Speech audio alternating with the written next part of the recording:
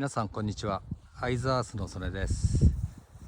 この綺麗な地球の自然、会津の自然、ずっと未来に残したいですね。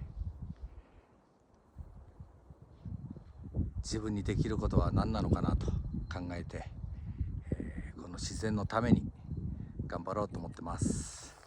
どうぞよろしくお願いします。